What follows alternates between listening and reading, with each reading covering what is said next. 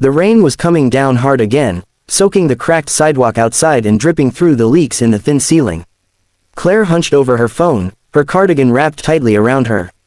She had $30 left in her bank account. $30, and rent was due tomorrow. But worse than rent was the medicine. She glanced over at the worn-out couch where Lily and Luke, her 7-year-old twin siblings, slept under a blanket too thin for the winter chill. Their chests rose and fell unevenly, shallow with every breath. They'd been born with fragile lungs, and each flu season meant danger. The doctor had prescribed medication that could prevent infections from turning deadly, but the pharmacy's price had made Claire's chest ache. She worked double shifts at the cafe, but even with tips, she couldn't cover everything. Their parents were gone. There was no one left. Her hands shook as she typed out a message to her best friend, Maya. Maya, I don't know what to do anymore. I can't pay rent and get the twins' medicine. Can you lend me a little? Anything at all. She hit send, praying for a quick reply. A buzz came seconds later. Relief filled her, until she read the words. Is this about the twins? Claire blinked. Her stomach dropped. That wasn't Maya's number. Her thumb hovered over the screen, ready to apologize for bothering a stranger, but another message appeared. Where are you right now? Her pulse spiked. Whoever this was, how did they know about Lily and Luke? Who are you? She typed. The reply came swiftly. Alexander Grant, CEO of Grant Industries. I believe you texted me by mistake. But you mentioned twins. Explain. Claire's jaw nearly hit the floor. Alexander Grant, everyone in the city knew the name. He was one of the most powerful men alive, the billionaire whose company built skyscrapers, funded research, and owned more patents than she could count. Tabloids called him cold, untouchable, ruthless. The kind of man who wouldn't waste his time on someone like her. Still, her fingers moved before she could stop herself. I didn't mean to text you. I was asking my friend for help. My siblings need medication. I don't have the money. I'm sorry for bothering you. She set the phone down, cheeks hot with humiliation. What had she just done? But then her phone buzzed again. Send me your address. Her breath hitched. Why? She asked. Because no child should suffer, came the reply. I'll send someone with what you need. Claire's instinct screamed don't trust him. But then she looked at Lily's pale lips, Luke's wheezing breath. If there was even a chance. With shaking hands, she typed her address. 2 hours later, a sleek black car pulled up to the crumbling apartment building. Claire peeked through the blinds. A sharply dressed woman stepped out, carrying a small box and an envelope. For you, the woman said briskly when Claire opened the door. She didn't stay long, just handed over the items and left. Inside the box were bottles of the exact medicine the twins needed, enough for weeks. Inside the envelope, a check. More zeros than Claire had ever seen in her life. Her knees buckled. This had to be a mistake. Before she could gather her thoughts, her phone buzzed again. This isn't the end. Tomorrow, 10 a.m. Grant Tower. Come. Claire's throat went dry. The richest, most feared man in the city was summoning her. The next morning, she stood before Grant Tower, a gleaming skyscraper of glass and steel. Her thrift store blouse and worn jeans looked pitiful against the marble lobby, but she pressed forward. The receptionist, unflinching, simply said, top floor. He's expecting you. Claire's heart hammered as the elevator climbed higher and higher. Finally, the doors opened to a vast office with floor-to-ceiling windows overlooking the skyline. And there he was, Alexander Grant. He was taller than she expected, broad-shouldered, his tailored suit cut to perfection. His eyes, steel gray, sharp, unyielding, landed on her the second she stepped inside. Miss Claire, he said evenly. His voice carried authority, but also something else, curiosity. Mr. Grant, she whispered. I don't know how to thank you. The medicine, the check. He raised a hand, silencing her. Children shouldn't pay the price for the world's failures. Claire froze. There was a heaviness behind his words, a shadow she didn't understand. I only helped, he continued, because you mentioned twins. His eyes darkened. Tell me about them. She blinked. Lily and Luke, they're my younger siblings. I've taken care of them since our parents died. Why? For a brief moment, the mighty Alexander Grant faltered. His jaw tightened. Because I had twins, he said quietly. And they're gone. Claire's breath caught. She hadn't expected that. The tabloids never mentioned children.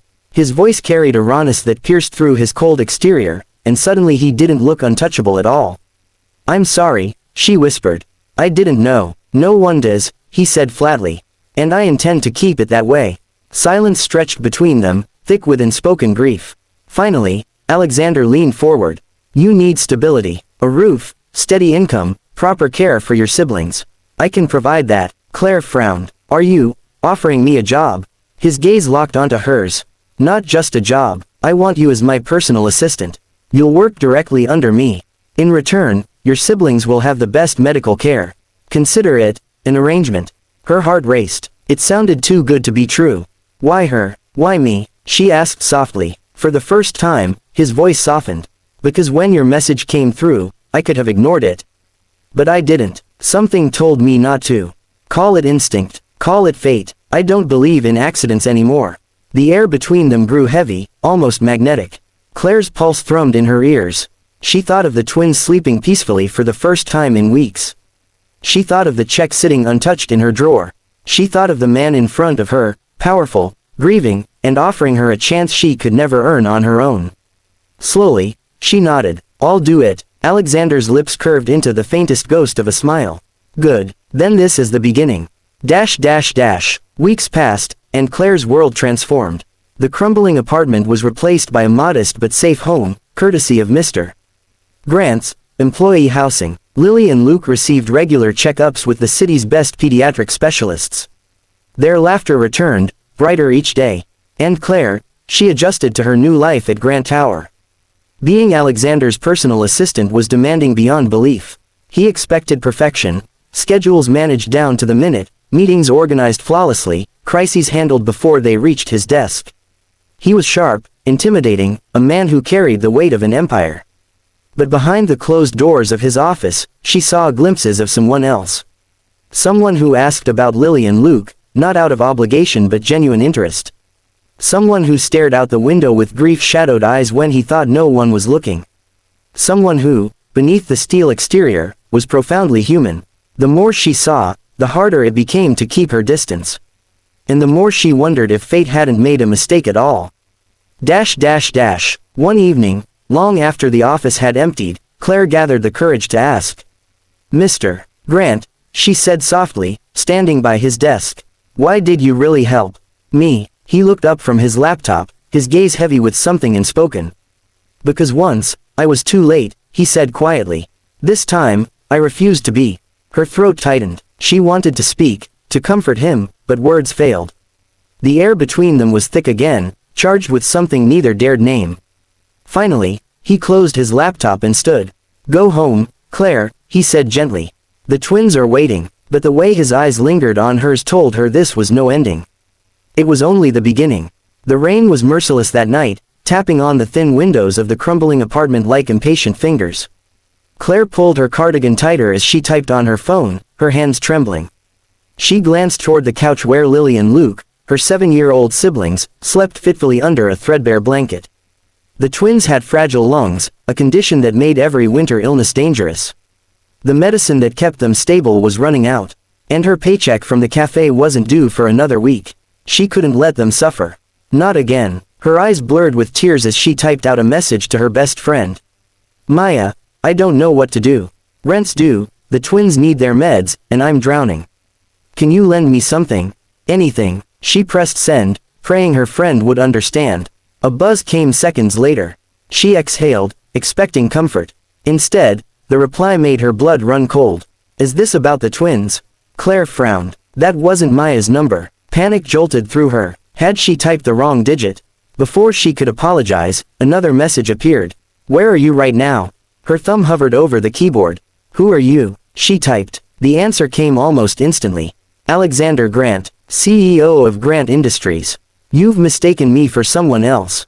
But you mentioned twins. Explain. Claire froze. Alexander Grant, the billionaire. The name was everywhere, in headlines about ruthless business deals, in whispers about his fortune, in glossy magazines that painted him as untouchable. He was the last person she expected to reply. Her better judgment screamed to delete the thread, but the desperation in her chest silenced everything else. I didn't mean to text you, she typed quickly. I was asking my friend for help. My siblings, they need medication. I can't afford it. I'm sorry for bothering you. She tossed the phone aside, cheeks burning with shame. A man like him wouldn't waste another second thinking about her.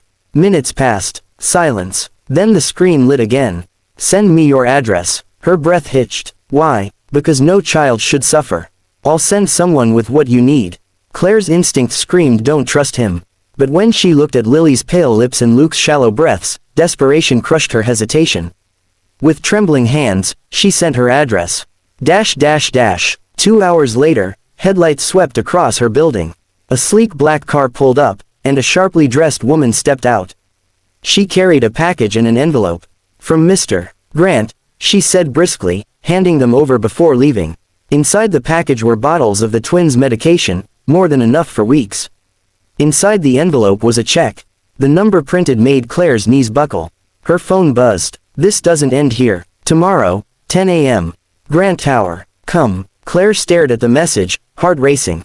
She had no idea what awaited her. But she knew one thing. Her life had just shifted forever. Part 2. Grant Tower was intimidating, a gleaming monument of steel and glass that seemed to touch the clouds.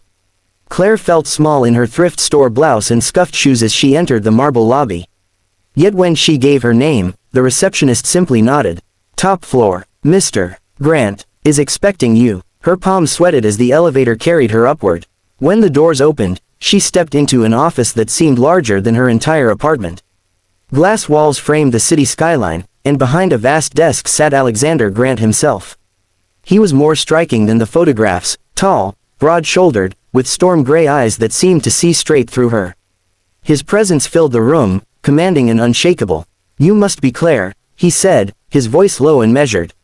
She swallowed hard. Yes, thank you for what you did yesterday. I don't know how to repay you. You don't, he interrupted. Children shouldn't suffer for the failures of the world around them. The words landed heavily, as if they came from a place deeper than generosity. I only helped, he continued, because you mentioned twins. His gaze sharpened. Tell me about them. Claire hesitated, but something in his tone, something almost vulnerable, urged her forward. Lily and Luke, they're my younger siblings. Our parents died in an accident 2 years ago. Since then, it's been me and them. I work as much as I can, but, she trailed off, embarrassed. For a moment, the powerful CEO said nothing. Then his jaw tightened. Because I had twins, he said finally. His voice was softer now, but raw. And they're gone. Claire's breath caught. She hadn't expected that. The tabloids painted him as cold, ruthless. But in that moment, she saw something different, grief carved deep into the heart of a man who seemed unbreakable. I'm sorry, she whispered. He didn't respond right away. Instead, he leaned forward, steepling his fingers. You need stability. A home, steady income, proper care for your siblings. I can provide that. Her eyes widened. Are you offering me a job? Not just a job, Alexander said firmly. I want you as my personal assistant. You'll work directly under me. In return, your siblings will have the best medical care this city can offer. Claire's heart pounded. It sounded too good to be true. But why me? She asked softly. His gaze locked onto hers. Because when your message reached me, I could have ignored it.